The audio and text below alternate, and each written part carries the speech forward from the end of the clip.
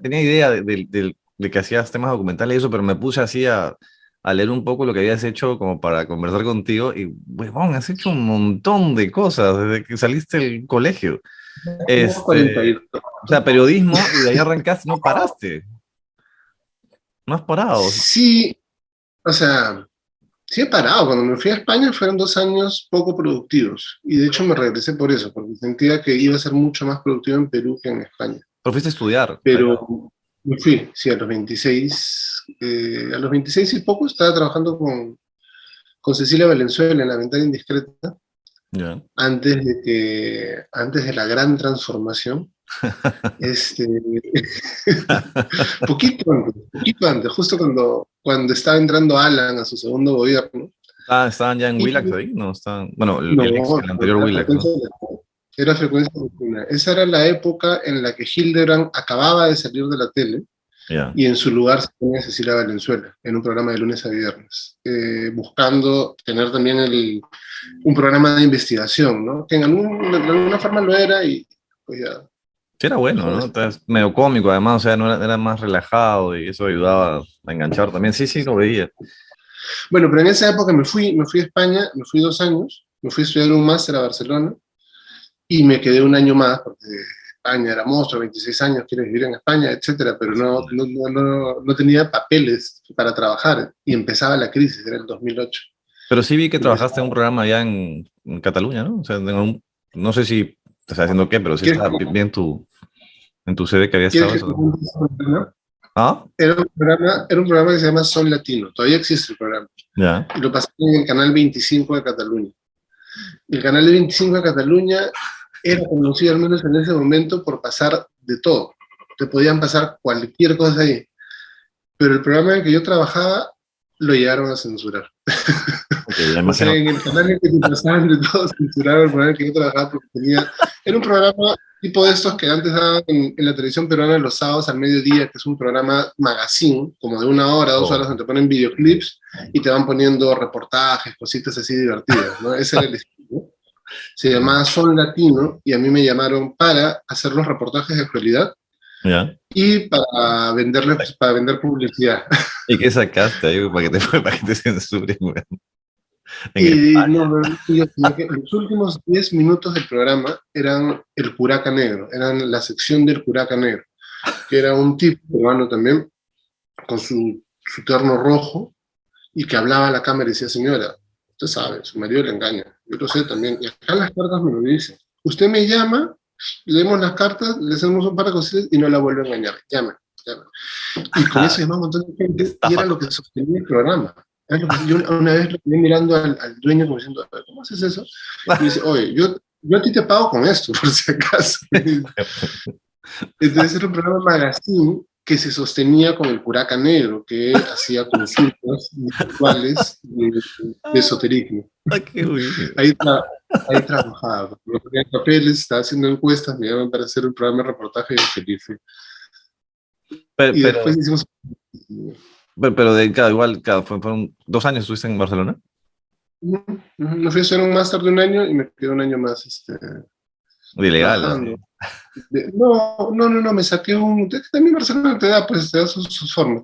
Me inscribí a un curso de edición y animación y eso me permitió Ah, mantener mi visa de estudiante 1 año más, pero la visa de estudiante no te permite trabajar. Y en Barcelona son bien estrictos, en otras ciudades no tanto, pero en Barcelona en esa época eran bien estrictos con ese permiso. Entonces, claro, los trabajos que tenía no, y en esa no me época tú ya limitaban. estabas con la onda del interés de los documentales, o eso fue después. Sí, sí. Yo al terminar la universidad, este, a ver, ya te cuento la historia completa. Dale, dale. Cuando empiezo la facultad, una de mis profesoras era Patricia del Río. Mm.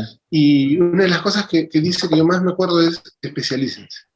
Especialícense en algo. O sea, me dice, yo tengo un amigo de mi promoción que apenas empezó la carrera, le gustaba la poesía de García Lorca, por decirte, ¿no? De García Lorca y empezó a estudiar, y hoy en día es la persona que más conoce sobre poesía de García Lorca en el Perú.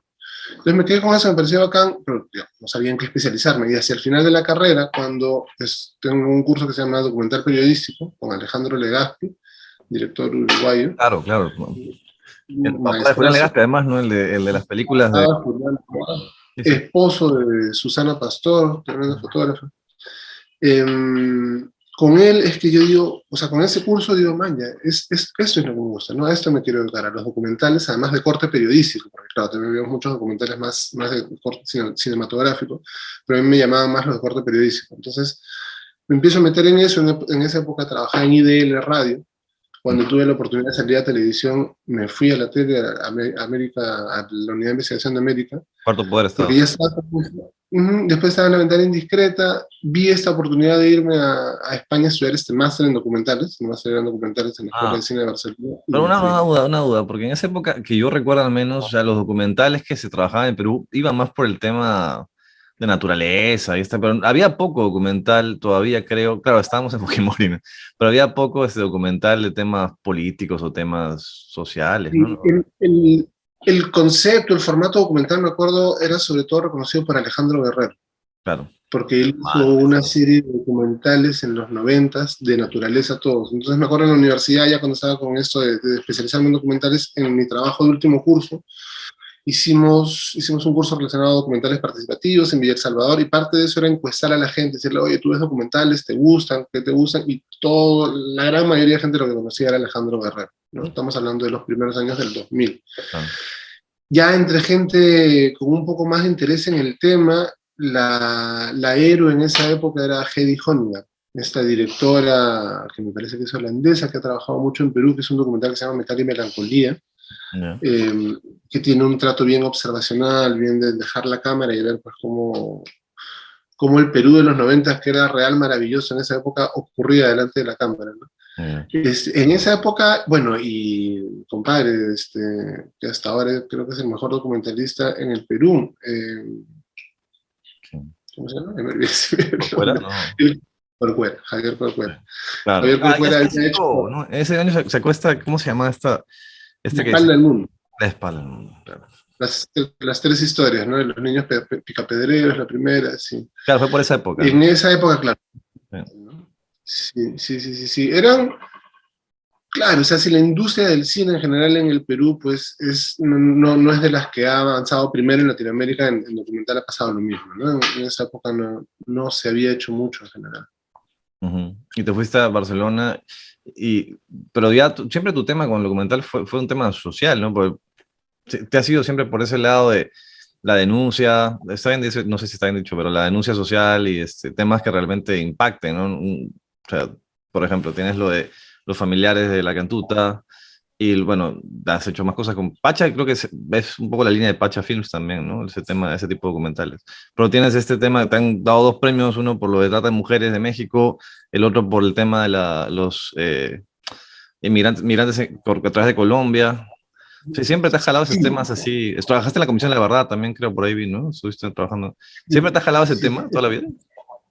sí, sí, sí, sí, yo de chiquillo era bastante más político de lo que soy ahora, bien interesado en la política y bien interesado en ese lado romántico del documental y del periodismo, que es el darle la voz a las personas que usualmente pues no son tan escuchadas. Entonces, por ejemplo, este caso de los familiares de la Cantuta y Barrosaldos, a mí me encantaba porque sentía que era una historia que había que contar. Era gente que para ese entonces durante 17 años había luchado contra un Goliat que era mucho más poderoso que ellos, que los ninguneaba, que los maltrataba, y estaban a punto de ganar una lucha histórica de años teniendo mucho menos fuerza. Entonces, ese tipo de historias sí, sí, sí, siempre me gustaron.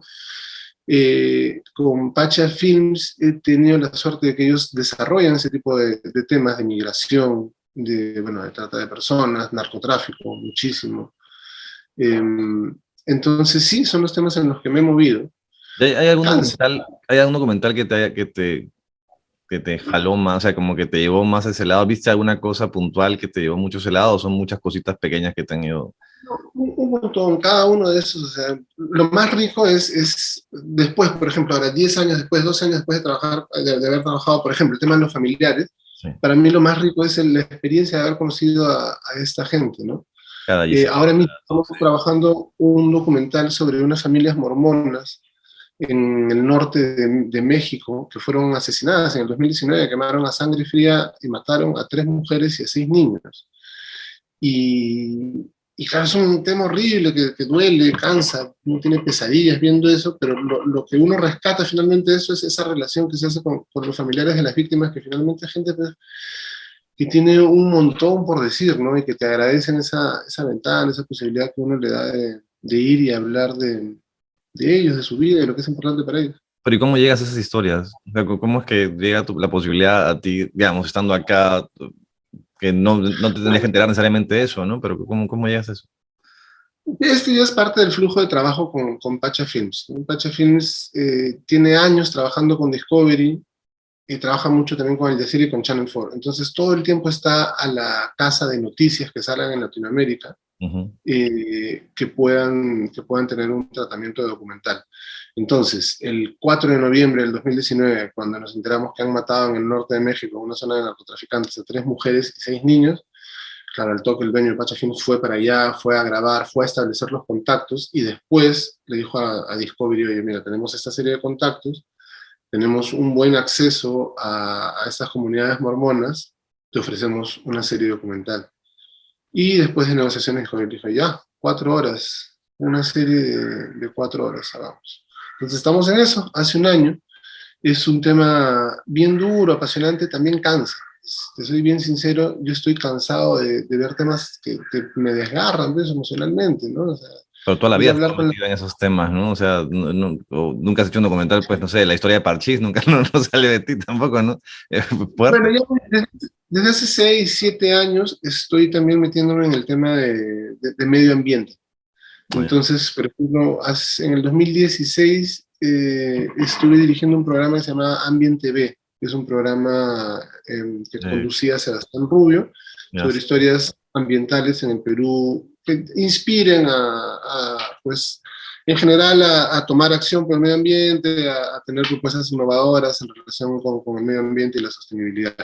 Y ahora también veo eso. Hace poco, el año pasado, sacamos con la empresa que tengo que se llama Centella, un documental, un corto documental sobre un profesor del Brain que hace robots para incentivar a sus alumnos a aprender. Eh, Ah, sí, sí, sí, sí. es un tema súper bonito, ¿no? Entonces también trato de ver esos temas, Vale, de pero tener vamos por orden. Te estabas en España, tuviste 2 años, bueno, estudiando y te regresaste a Lima. ¿Y ahí arrancas tu relación con Pacha? Regresando de España. Regresé a España con un máster en documental y entré a trabajar a Caretas por 400 soles al mes. Me querían pagar menos. Entré a entrar a Caretas y me dijeron, mira, no te conocemos, así que vamos a probarte. Pasa 1, 2, 3 semanas, no me decían nada, 4 semanas, y yo, oye, la prueba ya la pasé o no, sí, sí, ya la pasé, ¿cuánto me vas a pagar? Ay, nada, o sea, Pucha, no tenemos plata, me dijeron, tenemos 400 soles. Y me regresé llorando a mi casa de la frustración ese día. no imagino. Pero Caretas además nunca, eso que te decían que te pagan 400, pero y cuando te pagaran también, ¿no? Porque, o sea, ni siquiera te pagan a tiempo los 400 soles, es muy desgraciado. No me jales la lengua mejor. Pero ya, bueno, estuviste en ese tema y, Al final arreglamos por 1.000 soles, me quedé 6 meses ahí. Igual chévere, trabajar en Caretas es una buena experiencia. Me quedé 6 meses ahí, después pasé a Andina. Ya tenía identificado a Pacha Films, les escribí, les dije, oye, sé lo que hacen, eso es lo que yo hago, me interesa trabajar con ustedes. Me contestó Luis, bien amable, me dijo, mira, mozo tu currículum, ahorita no necesitamos, pero cuando necesitemos te llamamos. Pasó como un año y me llamaron. Y me llamaron, empecé a trabajar en un documental de Discovery sobre inmigrantes, sobre los migrantes centroamericanos que cruzaban la zona más caliente de México para llegar a Estados Unidos y ese los es, secuestraban, los extorsionaban, las violaban a las mujeres y ese las se le mataban. trata de mujeres, no, eso fue después. Bueno, ese se llama La Ruta de la Muerte y es sobre este tren que le llaman La Bestia, que cruza, es un tren de carga que cruza México de sur a norte llevando carga y los migrantes se suben arriba para llegar hasta la frontera con Estados Unidos, ¿no? Pero claro, pasan por Tamaulipas, pasan por una zona, en esa época los Zetas dominaban la zona este de México, y los Zetas eran especialmente sangrientos, entonces detenían a los migrantes, les decían llama a tu casa, que me manden plata, y les mostraban a la gente unos testimonios horribles, a los que decían no tengo plata, nadie te va a mandar, los mataban, los torturaban. Aguanta, pero Unas cosas. tú tenías que irte allá y grabar allá y todo eso. Y nunca. Para ese no fui, Ya. fueron los años de Pacha, pero en los siguientes sí estudiando. Y no, o sea, peligroso, ¿no? O sea, digamos, estar grabando ahí. Esos Bien niveles. peligroso, bien peligroso. Hemos ido a zonas bien peligrosas. Quizás lo más peligroso es este último, ¿no? Hemos estado grabando en el corazón de Sonora, en donde se pelean el cártel de Juárez con el cártel de Sinaloa, Ya. eh, donde mataron a estas mujeres, ¿no? Ah, lo de los Y mamones. hemos cruzado de zona dominada por el cártel de Sinaloa a zona dominada por el cártel de Juárez. Por supuesto que ellos saben que estamos por ahí, ¿no? Desde ¿Te antes de que dejan, lleguemos. te dejan grabar igual? O sea, no te han amenazado en un momento. Parte del acceso para grabar en esas zonas, o sea, tú tienes que hablar con la gente Con todos, claro. con la que mandan, ¿no? Tienes que hablar con los que mandan ahí para estar Eh, ahí. ¿Sí? No, tampoco corremos riesgos innecesarios. ya, porque claro, pero imagino que igual, ¿no? El raro que te dejen contar la historia sabiendo que no van a quedar bien parados, ¿no? O sea, Sí, sí, pero esa es la ventaja del documental, que a diferencia de un reportaje que tú tienes que ir hoy día y lo tienes que sacar el domingo máximo y no tienes mucho tiempo en el documental, tienes meses para ir, negociar, hablar. Y muchas veces los narcos, y bueno, la gente que en general en la prensa está mal vista, valora eso, valora que vaya alguien y le diga, a ver, quiero que tú me des tu punto de vista, no quiero que tú me hables. ¿No? Para mí sería fácil venir y decir, como hacen todos, objetivo. acá se están matando, etcétera, etcétera. Yo quiero que tú me cuentes por qué lo haces, etcétera, etcétera. Tienes meses para negociar, ¿no? Entonces, eso ayuda mucho. Ya. Y en ese momento tu papel era de productor, de director, porque algunos has dirigido, otros eres productor general. Que en ese momento cuando entraste a trabajar a Pachas, ¿cuál era tu papel ahí? Como asistente de producción. Asistente de producción, uno va aprendiendo, ¿no? La idea es asistente de producción, en un momento hice cámara también, agarré cámara, Ya, y claro. ya uno va viendo pues, qué es lo mejor y te vas especializando. Yo me he especializado sobre todo en la producción, que equivale a decir desde que tienes una idea hasta que sale a pantalla, ¿no? Escribir la idea, mandarla, negociar, ver qué medio le gusta, luego escribir un tratamiento, etcétera, etcétera, Estás ¿no? metido en los guiones, En ¿no? el guión, en sí, estoy bien metido en guión, me he especializado en guión, quiero seguir especializándome. Ahorita mismo estoy escribiendo el guión de esta serie. Lo de Fútbol a Muerte también escribí Sí, el guión estás yo, en los con guiones. ayuda de otros guionistas. Sí. Pero sí, sí, sí, me estoy especializando sobre todo en eso. Estás en documentales, has hecho estás trabajando con Pachas para lo de Discovery, la conexión es Pachas, ¿no es cierto? Pacha Films es, sí, Conexión para. digamos, es Entonces, todo con Pacha Films. y de ahí, o sea, eso es televisión. Has hecho documental ahora también para podcast en el tema de fútbol a muerte, que son documentales, ¿no? O Sí, sea, el formato se llama es un documental. formato documental. Sí. Ahí hay una duda. Yo sí lo llamaba, o sea, le llamaba una serie podcast con formato documental, porque lo era, ¿no? Digamos, porque te contaba historias desarrollando personajes, desarrollando situaciones de épocas históricas, contándote contextos, etcétera. Entonces, sí tiene un estilo documental también. Este podcast que hemos hecho, que se llama Fútbol a Muerte, son 8 capítulos sobre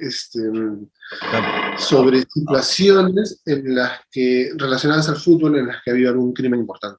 De abusos también, ¿no? O sea, digamos, claro, crimen, está bien, tienes razón, porque te estaba pensando en el primer episodio que tiene que ver con un tema de abuso sexual, pero claro, es crimen, finalmente. Claro. Porque no sé si es crimen con asesinato, a veces en la cabeza, pues, la asociación inmediata, pero no, claro, es crimen igual. Y Es, así quisimos trabajarlo, ¿no? Como un crimen. El octavo capítulo, que es sobre acoso sexual contra jugadoras, que ese. pasa en todo el mundo, lamentablemente pasa en todo el mundo, siempre contra las deportistas hay casos de acoso. Y son crímenes, pues, ¿no? Y así quisimos Claro. tratarlo. Y, o sea, pero siempre, incluso en el tema este del podcast, no siempre tu onda ha sido el tema de la acusación, se llama, o sea, como que, no sé si está bien dicho La o no. denuncia, Denuncia. sí, Denuncia, claro. sí, pues, sí, las historias no cerradas, ¿no? Las historias no concluidas, porque, por ejemplo, el primer episodio sobre Andrés Escobar, el delantero al que lo matan después de haber hecho un autogol. Claro. Para su familia eso no está cerrado, ¿no? Al tipo que le disparó, que en realidad era el chofer de un narcotraficante paramilitar poderoso de la época. Y ahí Es, quedó. a él le dieron 11 años de cárcel, salió, nunca más se supo nada de él, lo buscamos para entrevistarlo. No, no. Llegamos a gente cercana que dijo no te va a hablar de ninguna manera. Eh, pero claro, para la familia no está cerrado, ¿no? El caso. Y ese tipo de historias, de alguna forma, no es que cierran heridas, pero te ayudan a reconversarlas, a reobservarlas, y a curarlas. Y hay gente también que legítimamente te dice, no, no quiero hablar, ¿no? Ya no quiero volver a conversar este tema, no quiero volver a tocarlo. Para Claro. mí está cerrado. Yeah. Y hay que respetarlo. Y el tema de la cantuta sí fue un formato más bien tipo cine, ¿no? O sea, no era, porque no era para un canal puntual, ¿no? Era como para Sí, me hubiera presentarla. gustado que sea más cinematográfico. Digamos, no sé si esté bien, pero de alguna forma buscamos diferenciarnos del periodismo de reportaje, ¿no? Buscar el reportaje, diferenciar el reportaje del documental. Ese en particular me pareció que tenía más elementos del reportaje de lo que me hubiera gustado a mí, ¿no? Pero, pero Por sí recursos, era supongo, ¿no? Por el tema de los recursos ¿Mm? que tenías en ese momento. Por el recurso, digamos. Claro, sí. No, sí, eso yo lo hice con mi camarita, con mi plata, ¿no? Ese documental yo lo hice sin el apoyo, con el apoyo de nadie. ¿Y dónde lo presentaste? ¿Dónde llegaste a presentarlo?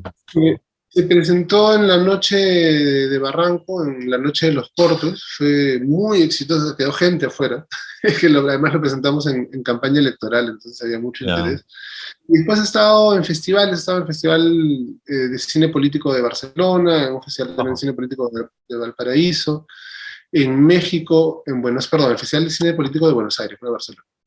En Valparaíso, también hemos presentado en México, en España y en Buenos Aires en presentaciones, simplemente para ese documental, ¿no? En Argentina hubo una cosa bien bonita que se presentó, bueno, no sé si es bonita, pero en Argentina se han recuperado muchos espacios que fueron tomados por la dictadura para torturas, y Ya. son espacios que ahora son utilizados como centros culturales. Entonces, en un lugar que llamaban Garaje Olimpo, que era un centro de torturas, del cual además se hizo una película que fue súper fuerte, que a mí, yo la vi a los 20 años y también fue una de las motivaciones para tocar ese tipo de temas. En Garaje Olimpo presentaron el documental de los familiares también, ¿no? Qué loco, ¿no? Que esas historias que, cada vez me cuentan mis papás que ellos son de izquierda. O sea, cuando estaba en los 70 venía gente de Chile y de Argentina, refugiados aquí huyendo, y cada historia que contaban era, o sea, En el acá fue colegio. una brutalidad y allá fue, para Argentina al menos fue una cosa de espanto, ¿no? De Sí, espanto. las cosas que se ven hasta ahora, Pero hay entonces, historias. perdón que te corté. No, no, no, La cosa de preguntarte que me viene a la cabeza de preguntas y se- me pongo así en plan de preguntón. Pero, o sea, llegaste ya, bueno, llegaste de Barcelona, tuviste un par de malas experiencias, por decirlo de alguna manera, y terminaste un año después, entraste ya a Apache, ya comenzaste a hacer temas de documentales, que es lo que tú querías, ¿no? Más o menos un año. casi, sí, casi 2 años después. Llegué a Barcelona a terminar el documental de los familiares, Ya. porque llegué también en la época en la que estaban sentenciando a Fujimori, en los últimos meses, entonces seguía a los familiares y hasta la sentencia, ¿no? Y sí, 2 años después entré a Pacha Films, estuve 4 años con ellos a tiempo completo, y después de eso ya he empezado a trabajar como independiente. Ahora mismo trabajo como independiente. Ellos son mi principal cliente, básicamente con quien más trabajo, pero también he hecho cosas aparte por mi cuenta, ¿no? Los podcasts estos los he hecho con mi empresa, con Con Centella. Centella, ya. Sí, este documental sobre el robotito, sobre Kipi, la niña robot del Brian, también lo he hecho con Porque, claro, porque Centella. en el camino entre llegar a eso y de regresar a Barcelona a llegar a eso, te has ganado un Emmy, te has ganado, o sea, te ha ido súper bien, ¿no? ¿Cómo es ganar un Emmy? Ah, Explícame esa vaina, cuéntamela. Yo sé que no es el Emmy el que vemos en la tele, porque tú me contaste en ese momento que es otra ceremonia, pues el tema de noticias, pero es un Emmy, o sea, igual hay una sí, ceremonia y ibas con tu corbatita y toda la vaina, pues, ¿no? O sea, ¿cómo fue eso? ¿Cómo te avisaron? ¿Cómo? ¿Cómo se dice cuando estás overdressed? Sí. A ver, lo primero que tengo que decir es que el Emmy es un Emmy para el programa. O sea, el Ya, programa ha claro. ganado un Emmy, yo fui productor general del Emmy. Es distinto a los Oscars, por ejemplo, ¿no? Donde premian al mejor guionista, o al mejor actor, o Ah, al pero la mejor mejor director. película igual tiene que ver con todos, ¿no? O sea, en ese momento suben Sí, todos a la escena, ¿no? O sea, es lo mismo, ¿no? el 2014 fue eso. 2013, con Pacha Films habíamos hecho 3 documentales para Discovery. Uno sobre las armas del narco en México, que son más poderosas que las armas que tiene el ejército. Otro segundo sobre feminicidios en Juárez, en Ciudad Juárez, que en esa época era la ciudad, sí, todos de ese estilo. sobre feminicidios en Juárez, que Juárez era la ciudad con más feminicidios en el mundo en esa época, y el tercero sobre trata de mujeres, que había este pueblo terrible, no, había este pueblo donde había esta costumbre terrible desde hace muchos años, de ir a enamorar a las chicas de pueblos cercanos, pobres, hacerlas creer que son pareja de quien va a enamorarlas, ir con un poquito de plata, invitar al papá a sus cervezas, etcétera, hacerles creer a todo el mundo que pues, se van a casar con la chica y de alguna forma la van a sacar de la pobreza, y 2 meses después, un mes después, decirles, oye, mira, la cosa está mal, no hay plata, y tú podrías hacer lo que está haciendo la mujer de mi hermano. ¿No? Que en realidad no está mal, mira, lo hace todo el mundo, mi mamá lo hizo en su momento, mi tía también. Y así hicieron un imperio y empezaron a construir casas enormes, el pueblo creció y desde los 60 se empezó a hacer eso, ¿no? Llegan chicas a Ciudad de México, a Estados Unidos también. Ahora ya hay mucho más conciencia sobre ese tema y se hace menos, pero era un caso bien fuerte. Y ese es el que ganó el Emmy. Los 3 documentales que hizo Pacha fueron nominados y ganó el Emmy de la trata de mujeres, que fue el que me tocó a mí producir. Ya. ¿Y cómo te enteras de eso? ¿Cómo te dicen? O sea, vas a ganar un Sí, Emmy. ¿Cómo se siente? yo a la oficina me dicen, oye, nos han nominado a un Emmy. Yo en esa época no diferenciaba muy bien entre el Grammy y el Emmy. Ya, ya. Ya, muy malito. Y nada, felices, pues, ¿no? Primero yo no, man, ya qué bien, ni pensaba ir, y un amigo me habla conmigo y me dice, "Ah, huevón, tienes que ir, ¿cómo no vas a ir? ¿No? O sea, Experiencias en la vida, tienes pues, que ¿no? ir, tienes que ir, tomarte la foto y aprovechar, y anda elegante. Entonces fui con mi corbatita Michi, todo el mundo con su corbata, porque no era tan elegante, yo era el más elegante. Pero Y ganaste, cuando pues. O nos, sea, tú sí saliste en la foto, sí, nosotros no. cuando nos llaman, yo me quedé paralizado. Y se para toda la gente que ha trabajado conmigo, que está yendo a recibir el premio, ¿no? Se para incluso una chica que no había trabajado ahí, pero que era parte de la empresa, se paró a recibir el premio. Y yo me quedé así, y ahí volteó uno de los dueños y me dice, oye, ven, pues, bueno. Y ahí ya me despertaba, parado. Y hemos ido al escenario, ¿no? Y en el escenario seguía medio, Es que, sin claro. entender muy, sí, pues en ese momento uno no va procesando tiempo después. Pero ahí había Pero básicamente gente que tiene que ver con temas de noticias y de, o sea, medios más de documentales y eso, ¿no? En esa ceremonia a la que fuiste. ¿Habías a quién sí, conociste ahí? Gente interesante que hayas visto ahí, que te haya impactado a ver por ahí.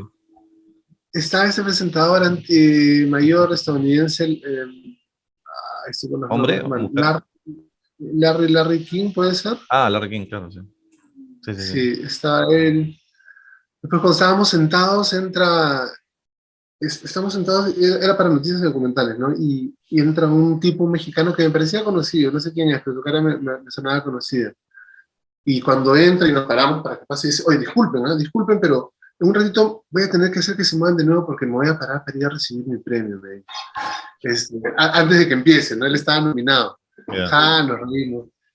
Y no ganó. Nosotros sí. Al final no se tuvo que parar y nosotros sí. Bueno, estaba Y, contento. y está la ceremonia que después te invitan a comer, así, o solamente Y vas. después fuimos con la gente. No, como ceremonia no. O sea, primero llegas, hay un recibimiento, comes un poquito, tomas, y está todo el mundo ahí. Y después de la ceremonia, no, como ceremonia no hubo nada, pero con la gente de Discovery, con la presidenta de Discovery, nos fuimos a comer, ahí la conocí yo, ahí me conoció ella también, porque ella Claro, y ahí has no hecho más sabía. cosas con ellos después también. O sea, siempre con Pachas, en el caso de Discovery.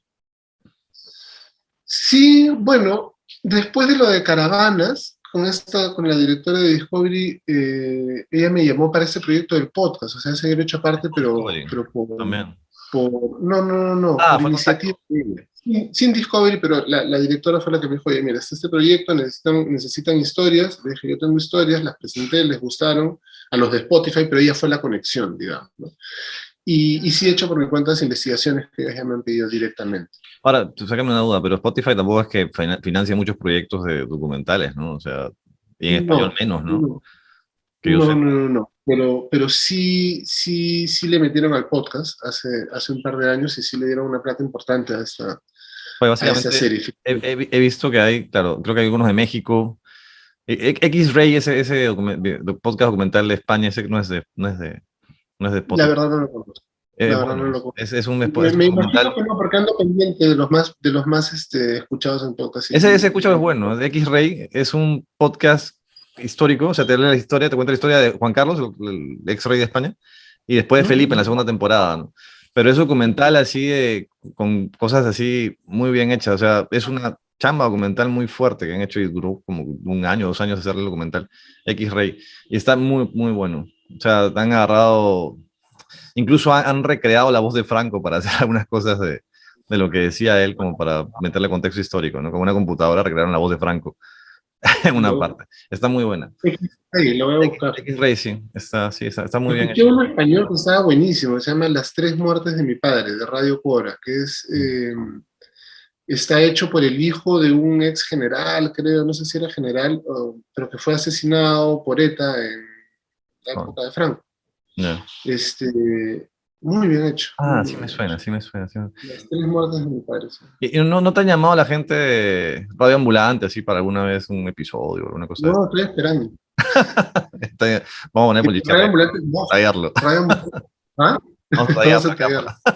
A Madre, ver si he escuchado, a ver si he escuchado lo que hemos hecho. Radio Ambulante es monstruo. Lo que tiene Radio Ambulante es que saben coger muy buenas historias. sí, pero bueno, el Entonces, mundo de la muerte tiene un poco eso también, ¿no? Hay historias, o sea, yo varias no conocía. sí, Pero pero tú eres sus fanático del respetos. fútbol, pues. Ambulante, ¿no? Tú eres Yo soy fanático del fanático. de toda la vida. También es un tema que me toca, el tema de la violencia en el fútbol, ¿no? Yo quería hacer algo sobre Walter Oyarza, el chico que mataron de la Alianza, por estar en el palco del Estadio La U con su camiseta de la Alianza. Este, sí, creo que también habla un poco de mi transformación, ¿no? Yo he sido bien fanático del fútbol y como fanático noventero, la violencia era parte de eso y ya llega un momento en que, pues, o sea, yo no es que nunca me he agarrado a golpes por eso como barrista, pero igual es algo que permites, que te parece bien, que celebras Normaliza, cuando la ¿no? roban, etcétera, etcétera. Pero ya, pues llega una época en que te das cuenta de que eso no suma a nadie, ¿no? Y entonces este podcast buscaba hacer algo de eso. Y sobre todo dejar claro, que no es un tema de pasión, porque mucha gente dice, claro, el fútbol despierta pasiones, entonces eso te lleva a la violencia. No, la pasión no tiene que ser necesariamente violenta, ¿no? Y el fútbol no necesariamente tiene que gozarse de una manera violenta, se puede gozar con pasión y con civilización. Es frustración, pues, ¿no? Más que pasión. O sea, lo que te lleva a ese tema de la violencia, porque en realidad, claro, también con el fútbol hay hechos históricos políticos que se saben que han manipulado a la gente a través del fútbol, ¿no? La final de Argentina de 78 fue todo manejado políticamente porque para mantener a las masas ahí bien aguantándose, ¿no? Pero en general se aprovechan de ese tema, igual, las marcas, ¿no? O sea, cada vez que salió, me acuerdo hace, no sé, 10 años, cada vez que había Copa América, o sea, te ponían las imágenes gigantes de Farfán y de Pizarro, pero eran básicamente, te estaban vendiendo, bueno, cerveza, ¿no? Pero en fin, o sea, no, No, te claro, usan mucho el fútbol para eso, ¿no? Mucho. es una... Pero claro, no es pasión, pues al menos el crimen no es pasión, claramente. Ya tienes un tema psicológico aparte que explota con eso, por último, pero lo usas de excusa, Y pero... se magnetiza por eso, ¿no? mm.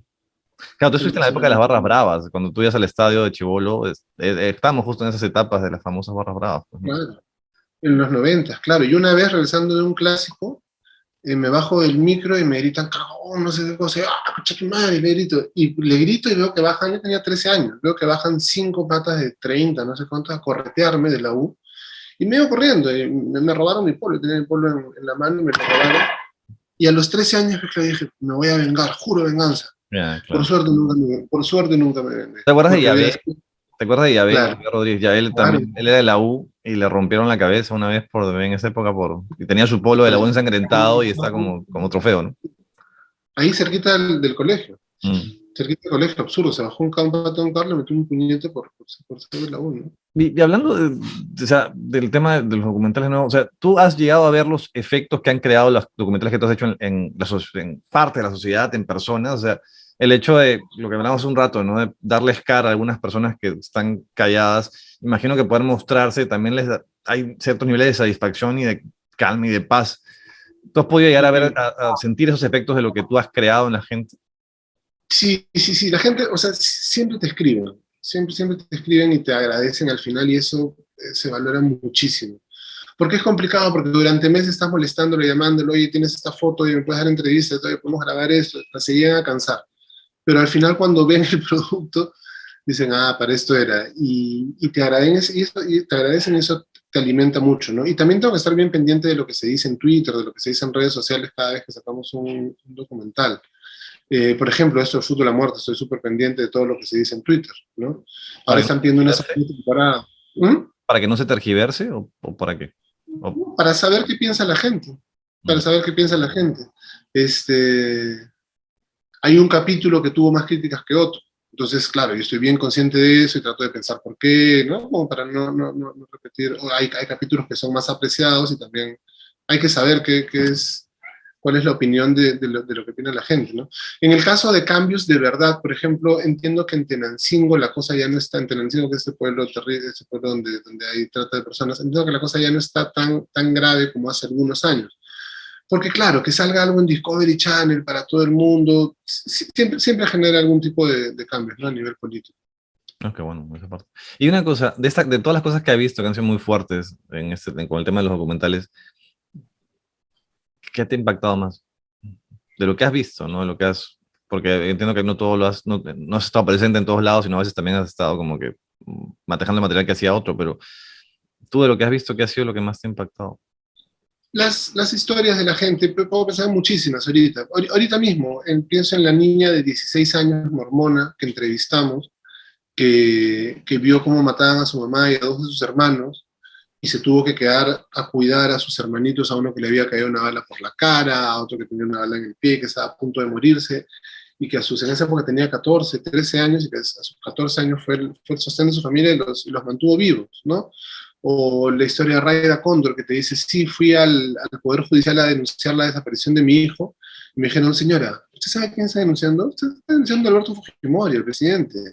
Váyase mejor, no pierda el tiempo. Y la señora no, y siguió, y mira al final lo que consiguió. Este, Chévere. no sé, puedo pensar en muchas historias de ese estilo. En Y el papá de Walter Oyarza, en el señor Walter Oyarza también, que le matan a su hijo y en vez de buscar venganza, lo que busca es pacificar a las barras de Perú y hace un trabajo enorme en eso, ¿no? Y se va a las cárceles y habla con los delincuentes y el tipo además es un muy buen orador, es un tipo que sabe transmitir mensajes y entonces genera cambios. Esa cercanía con ese tipo de personas es lo que yo rescato de esta charla.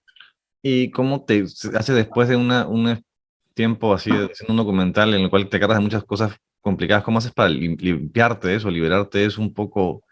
Porque si no, claro, si solamente absorbes, absorbes, absorbes, bueno, terminas en el suelo, ¿no? O sea, ¿cómo te sales de un proceso al otro para Toma quitar mi ayahuasca, eso no, mentira. emocional? No, sí, pues quizás debería darle más tiempo a esa limpieza. No lo tienes. Eh, o sea, sí trato, ahorita mismo, por ejemplo, estoy súper cansado, súper cansado. Tengo ya 12 meses trabajando en este proyecto de las familias mormonas, y sí necesito un descanso. Apenas termine este proyecto, quiero por lo menos 2 semanas de desconectar y limpiar la cabeza, ¿no? Porque Eso. tengo sueños, pesadillas con ese tema todo el tiempo. No sé, se involucra muchísimo. Este, no, creo que debería decir, pues, cada cierto tiempo debo, bueno, dedicarme, que es lo que hacen los fotógrafos de guerra, ¿no? Cortan cada cierto tiempo y se dedican a otras cosas, a naturaleza, a otro tipo de cosas. Claro. Creo que algo así debería ser. Porque igual es que si no, No imagino que morir joven. o sea, es muy complicado. Además, más allá de la historia y que te choca emocionalmente, también el tema de la energía de la gente con la que hablas, que está, o sea, eso también te golpea, ¿no? O sea, porque eres tú quien está buscando que la gente te cuente las cosas, o sea, en este caso, y claro, te está generando que liberarlos, pero digamos que esa liberación también bota energía y te la pasa a ti, ¿no? O sea, pero te gusta Sí, lo que sí. haces, te apasiona el tema, o sea, te sientes que has llegado a un punto en el cual has logrado hacer lo que querías hacer. Sí, y me gustaría seguir también. Sí, claro. O sea, sí estoy contento con lo Valió que la hago. pena esos 2 años en Barcelona para, para llegar a esto. Y más, ¿no? O sea, también, pucha, desde el momento en que uno decide y empieza a llevar cursos, no, digo, no solamente los años de Barcelona, no, sino también la experiencia de antes y después, pero sí valió la pena. Claro. O sea, sí me gusta lo que hago, sí, digamos, retrocedo 15 años, 16 años y me veo en la universidad.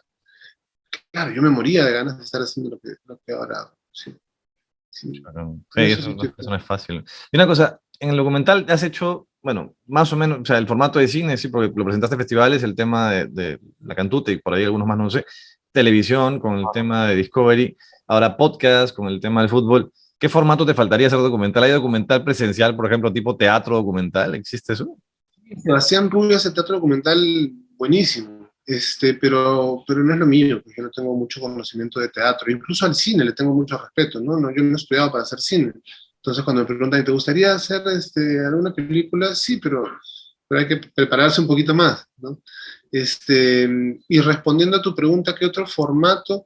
Formato escrito me gusta mucho. Sí, Mucho. quiero ¿O no? volver a escribir. Por eso empecé a estudiar periodismo y nunca me dejó de gustar, entonces sí, Crónicas. quisiera retomar.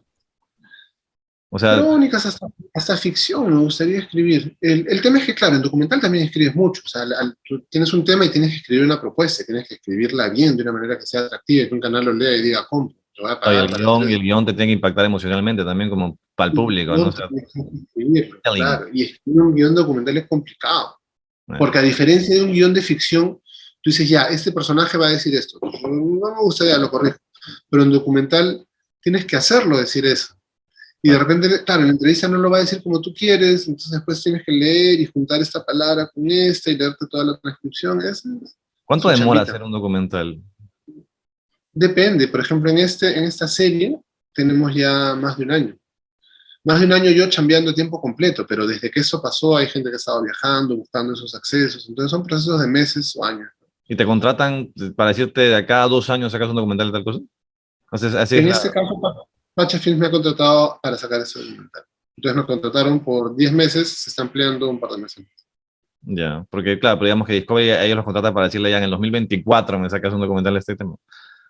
Imagino. O sea, O sea, Discord en realidad tiene una necesidad de producir, como cualquier canal, mucho mayor, ¿no? Entonces, así como está Pacha Films trabajando con ellos, tienen otras empresas. Ahorita están a punto de sacar D Plus, que es una plataforma similar a Netflix.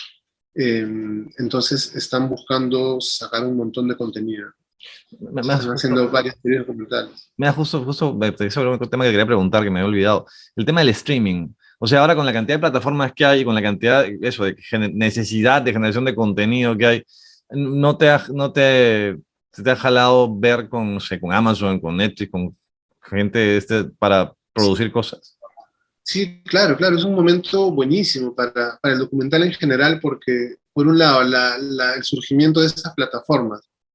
Y por otro lado, la pandemia, que hizo que se consuma mucho, que hubiera mucho más consumo de información y de contenidos en televisión, ha hecho que se empiece a producir mucho más documental, series documentales, claro. Las series documentales es la diferencia entre hacer algo de 1 hora y hacer algo de 4 horas, Sí, ¿no? Es darle un mayor, sí.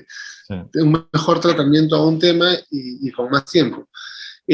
Pacha Films ha trabajado con Netflix, han hecho un documental de Maradona en el que yo no participé. Yo Qué trabajo milagro, con... tú de fútbol no participaste, no te... Sí, yo estaba haciendo el de caravanas en ese momento. Ya. Ya no podía. Ahorita mismo, por ejemplo, Pacha Films está terminando uno sobre fútbol también, sobre la tragedia del Chapecoense, este equipo brasilero que iba a jugar la final de la Copa Libertadores y se cayó. Sí. Yo no estoy haciendo eso, ¿no? Lo están haciendo otros productores, yo estoy metido en esto de los Levarón. Ujú. Pero respondiendo a tu pregunta, sí, claro, Amazon, Netflix, Apple, hay una serie de Disney, Paramount, hay una serie de plataformas que están surgiendo y que significan la posibilidad de producir más documental y ver más. ¿Tienes 42? ¿Tú? Sí, ¿no? 41. 41, Sí, peor. sí, sí, mejor, sí. Pero tienes 41, has hecho un montón de cosas. Ya te espero ahí, de acá a 20 años, ahorita en el Oscar, igual ahí nominado al Oscar con algún documental. Y Luciano, me encanta hablar contigo. En realidad sabía un poco lo que hacías, pero me puse a ver más y me he quedado sorprendido con todo lo que has producido. Porque así, claro, tú dices que tuviste un parón en el tema de Barcelona, pero todas esas experiencias te suman para después hacer lo que haces, ¿no? En general, o sea, si uno se queda estático y no hace nada, ahí sí no aprendes nada, pero si te estás moviendo, viendo, sobre todo viendo, ¿no? En el caso tuyo, también es consumir mucho de crónicas, de Sí, documentales, eso es aprendizaje continuo todo el tiempo, ¿no? Y sí, me sí. encanta, me encanta que estés tan, tan metido y que estés, o sea, tan reconocido además con las cosas que has hecho, ¿no? Pero vale la pena todo el esfuerzo que le has metido y las ganas que le has metido. Finalmente has logrado estar en un puesto en este momento en el cual te sientes cómodo y, claro, y seguir avanzando, ¿no? No quedarte estancado tampoco, ¿no? Que eso es también es súper bueno, sobre todo en esta edad que tenemos, ya todavía tenemos para hacer mil cosas más, ¿no? Pero me ha encantado saber que estás en tantas cosas. Espero sí que que en algún rato te liberes un poquito de tanta carga emocional de esos documentales, porque cada tema que tocas es re fuerte, ¿no? Y nada, feliz de conversar contigo. Espero que sigas haciendo más cosas, espero que haya segunda temporada de Fútbol a Muerte también, que está muy bueno. Bien, ¿No has hecho tú también. locución? Ahí no le has entrado nunca, ¿no? No, no, no, no. La locución la hizo Marion Reimers, que fue espectacular. Ganó un premio, la chica, la periodista. Ah, Ganó el premio, recientemente un premio que da en España, que da estoy terrible con los nombres, pero esta cadena, la cadena SER de España, ya. da un premio a mejores podcasts y ella ganó el premio a mejor conductora por Fútbol a Muerte. Ah, no. Eh, Ah, ya, wow. sí, sí, sí, sí. Entonces, respondiendo a tu pregunta, no, claro, no hago locución porque se lo dejo a los profesionales. Esta chica es excelente.